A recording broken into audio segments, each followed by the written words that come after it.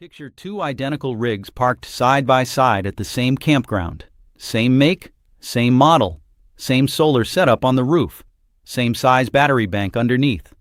One of them is keeping its owner's batteries topped off just fine, running the fridge, the lights, even a little TV at night without a second thought. The other one, owner's constantly running low, thinking maybe the battery's going bad, maybe the charge controller's acting up. Maybe it's time to add another panel and spend another few $100s trying to fix a problem that doesn't actually exist yet. Both owners are doing everything else right. Parking with good sun exposure, keeping their connections tight, watching their charge levels close on the monitor every single evening before bed. And yet one system keeps up, and the other one just can't seem to keep pace, no matter how sunny the day looks from the ground. Now here's the thing. Both those rigs might have the exact same panels, doing the exact same job on paper.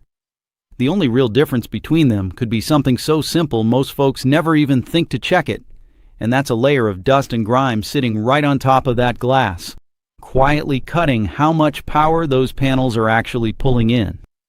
I want you to understand something today that a whole lot of RVers never learn until they've already spent money trying to solve a problem that a bucket of water and 20 minutes could have handled just fine on its own. A dirty solar panel isn't just a little less efficient. Depending on how dirty it's gotten, you could be losing 20, 30, even 40% of what that panel's capable of producing. And the frustrating part is, it usually doesn't look that dirty to the naked eye. A thin film of road dust, a little bit of pollen, some campfire soot from a few too many nights sitting around the fire ring. None of that jumps out at you the way a muddy windshield does. But to that panel, it might as well be a curtain drawn halfway shut. So today I'm going to show you the trick every RVer ought to know for keeping those panels clean. And I promise you it's not complicated. It doesn't require any special cleaner you've got to go hunting for. And it costs you next to nothing, no matter what kind of budget you're working with or how many panels you've got mounted up there. But I also want to walk you through exactly how to do it right, because there's a wrong way to clean a solar panel that can actually damage it. And I'd rather you hear that from me now than learn it the hard way with a cracked panel on your roof, 3 states from home. Let me explain real quick why even a thin layer of dust makes such a big difference, because once it clicks, you'll never look at a hazy panel the same way again. And you'll understand exactly why this trick matters as much as it does. A solar panel makes power by letting sunlight hit the cells underneath that glass surface directly. Every bit of light that gets blocked, scattered, or bounced away before it reaches those cells is power you're simply never going to get, no matter how good your charge controller or your batteries are. A layer of dust doesn't just sit there looking a little dull. It's physically standing between the sun and the cells doing the work, scattering light in every direction, instead of letting it pass straight through the glass the way it's supposed to.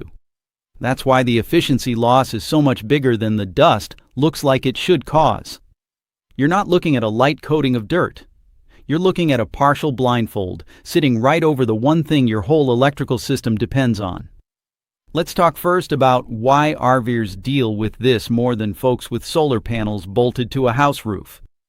A house roof sits in one place. Sure, it gets dusty, gets some pollen on it in the spring, but it's not going anywhere. Your RV roof, on the other hand, is out on the highway picking up road grime every single mile you drive, especially if you've ever pulled off onto gravel roads or dirt trails to reach a favorite boondocking spot. Add in tree sap if you park under any kind of pine or oak for a few days, bird droppings, which are more corrosive to that panel's surface than you'd think if left sitting too long, and plain old dust that settles thick if your rig sits parked in one place for a stretch, and you've got a recipe for buildup that a stationary home panel simply never has to deal with in the same way. That's exactly why this needs to be part of your regular routine, not something you think about once a year when you happen to notice your batteries running lower than usual. Now here's the trick itself, and I want you to really pay attention to the timing piece of this, because it's the part most folks get wrong, even when they already know they're supposed to be cleaning their panels regularly. You never, and I mean never, clean a hot solar panel with cold water. I know that sounds like a strange thing to warn you about, but I've heard from more than a few folks over the years who grabbed a hose in the middle of a sunny afternoon, sprayed cold water across a panel that had been baking in the sun for hours, and heard that panel crack right then and there. That glass has been heating up all day, sometimes getting hot enough to burn your hand if you touch it wrong, and hitting it with a sudden blast of cool water creates a thermal shock. Same principle as dropping an ice cube into a hot glass and watching it crack. The fix for this is simple. Clean your panels early in the morning, before the sun's had a chance to heat that glass up, or later in the evening, once things have cooled back down. Not only does this protect the panel from cracking, it actually helps you get a better clean too, because cleaning in direct hot sun makes your water evaporate almost as fast as you apply it, leaving streaks and water spots behind before you've even had a chance to wipe them away. Here's what you're going to want gathered up before you climb up there. A bucket of plain water, and if you're in an area with hard water, I'd recommend using distilled water instead, since hard water leaves mineral spots behind on that glass that can actually build up over time and cut into your panel's efficiency almost as much as the dirt you're trying to remove in the first place. You'll also want a soft mop or a squeegee with a long handle, the kind you'd use for washing a car or cleaning windows, and a microfiber towel or cloth for drying things off at the end. That's really it. You do not need any special solar panel cleaning solution, and honestly, I'd steer you away from most of what's sold for that purpose, because plain water does the job just fine on the kind of everyday grime you're dealing with. And you avoid any risk of a chemical residue building up on that glass that could actually attract more dust down the road, kind of like how a freshly waxed car seems to collect dust faster than one that hasn't been waxed in a while. Save your money, skip the fancy bottle with the solar panel picture on the label, and just use what's already under your sink. Before you even get up on that roof though, let's talk safety for a second, because I'd rather you skip a slightly better clean than take a fall trying to reach a panel from an awkward angle. Make sure you're using a stable ladder. Wear shoes with real grip on the sole, not just whatever you happen to be wearing that morning. And if your rig's roof isn't rated for you to walk on directly, don't. Plenty of RV roofs are only built to support foot traffic in specific reinforced spots, usually right along the seams where the roof trusses sit underneath. And stepping in the wrong place can cause real damage, sometimes even punching right through in extreme cases on older or lighter-built rigs. If you're not sure whether your roof's rated for walking, check your owner's manual, or reach that panel instead from a ladder positioned alongside the rig, where you can work without ever putting your full weight on the roof itself. Once you're set up safely, here's how you actually clean the panel. Start by pouring a good amount of plain water across the surface of the panel, letting it sit there and soak for just a minute if there's any caked-on grime, tree sap, or dried bird droppings. That soak time softens things up so you're not scrubbing hard, which is exactly what you want to avoid, since scrubbing hard risks scratching that protective coating on top of the panel. And once that coating's scratched, it actually collects dirt faster in that spot going forward, kind of like a scratch in a windshield attracting more grime over time. Take your soft mop and gently wipe across the panel in one direction, rinsing it off with more water as you go if you're picking up a lot of debris. Once the surface is clean, take that squeegee and pull the water off in smooth, even strokes. Same as you'd do cleaning a big window. Finish up with your microfiber towel on any spots the squeegee missed, especially around the edges and corners where water likes to pool and leave spots if you let it air dry on its own. While you're up there with everything already clean and dry, I want to give you one bonus habit that pairs well with this whole routine. Take a look at the wiring connections running from your panels down into the roof, the little junction boxes and cable connectors sitting near the edge of each panel. You're not doing any repair work here, just a visual check.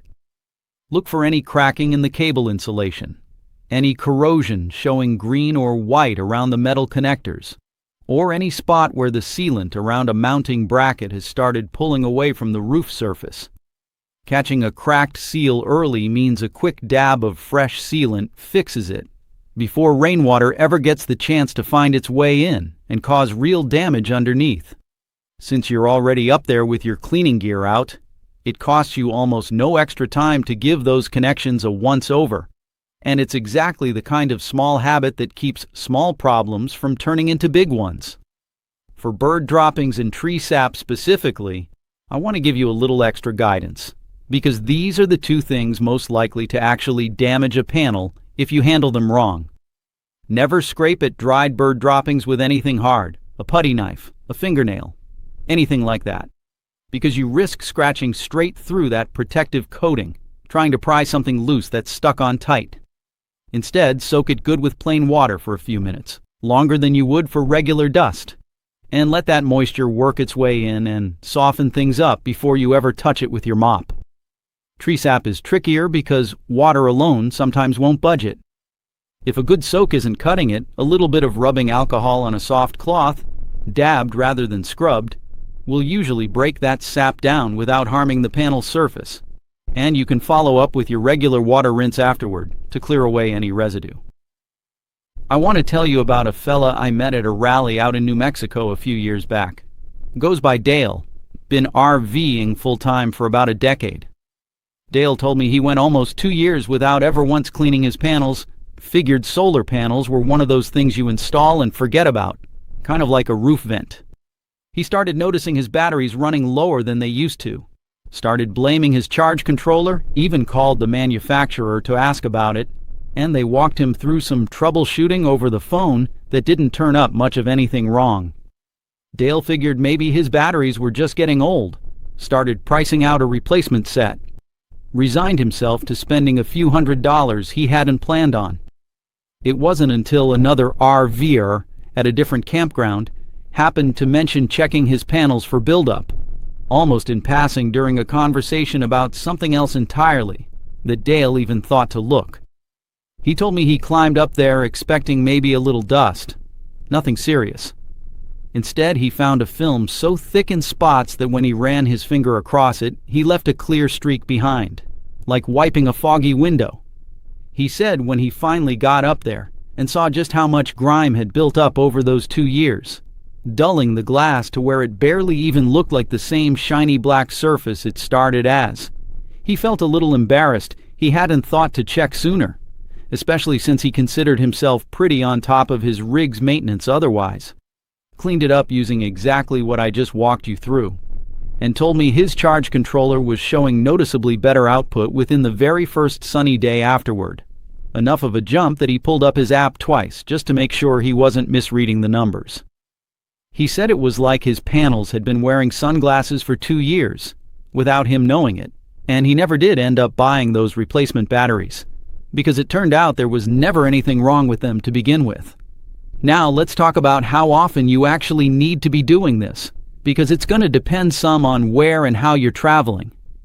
If you're full-timing and moving around regular, especially through dusty areas, or if you're doing any boondocking on unpaved roads, I'd recommend checking your panels every couple weeks and giving them a real clean whenever you notice that dulling I mentioned with Dale, that shift from a bright, almost mirror-like black surface to something duller and flatter looking.